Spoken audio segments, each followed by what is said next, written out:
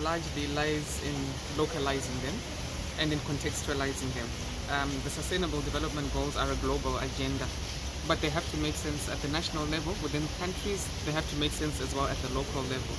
And so we're talking today about that golden thread.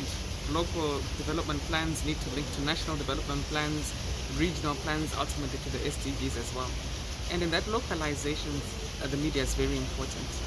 At the core of it is awareness. A lot of people are still not sufficiently aware. A lot of stakeholders still not sufficiently aware of the SDGs.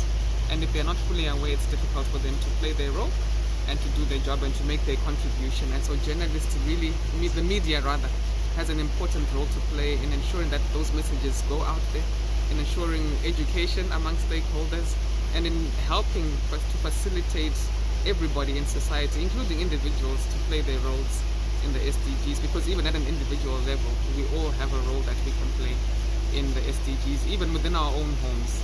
But private sector as well, local authorities, civil society, they are all very important stakeholders in the SDG implementation, and the media is a key stakeholder because we rely a lot on the media in terms of getting those messages out.